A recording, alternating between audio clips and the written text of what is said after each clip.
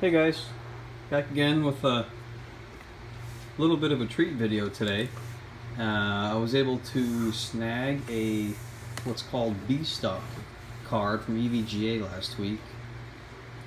This is an RTX 3090 for the FTW3 Ultra. A little bit of a risk, but I wasn't really sure what entailed the B-stock condition.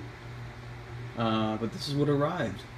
So, and I want to post the video because when I was looking around to see what I was going to expect for a B-stock car, there wasn't a lot of information out there, and YouTube videos and such that showed what you would get. So, kind of wanted to show you what you guys can expect.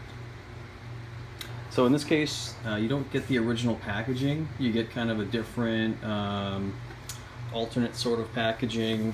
The packaging has seals like a regular package, quality seals. But it's definitely not the normal packaging that you would get when buying a GPU from EVGA. Has all the information about the card. So this has already been previously opened. I opened it earlier, so we're gonna dive into what I found.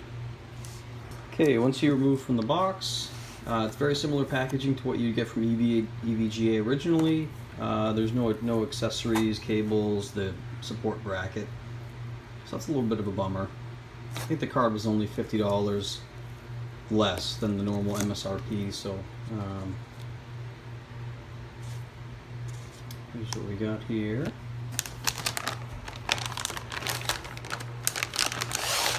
Sealed ESD bag. I'm gonna open this up. First impressions, everything looks pretty straight. Didn't really see any issues with it. The thermal pads from the inside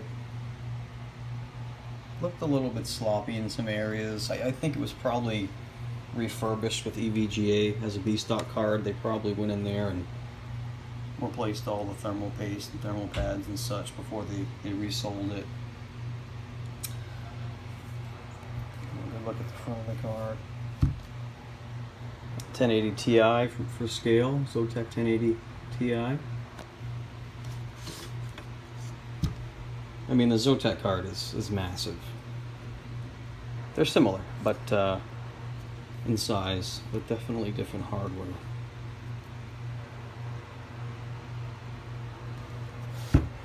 One interesting thought. As soon as I removed from the packaging, I could smell a burnt smell.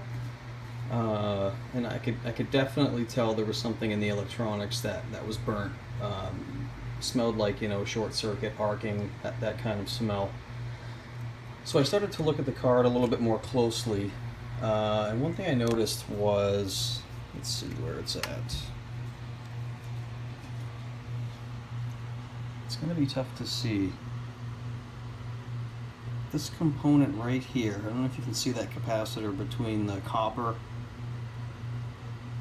and the heatsink. It was crooked. And when I started to poke at it, I noticed it was actually broken off on one side. So there was only one side of the SMT part holding on, which means they probably threw it on their test bed before they sold it, and it was, it was arcing to that component, so it was working, but it started to really cause a smell, and I picked right up on it as soon as I opened the package up. So I'm gonna have it returned, unfortunately, just after getting it. EVGA is really good with their warranties and about things like this, so gonna see if they can replace that component. So I don't really have any test results to go along with this, but this is an EVGA B-stock card, and I think EVGA is a great company. I think if you buy a B-stock card, I would recommend really giving it a good look over. You're not going to see a lot of the PCB with the heatsink installed, but you can definitely look around the edges, look out for any smells that you may smell, or anything that looks strange.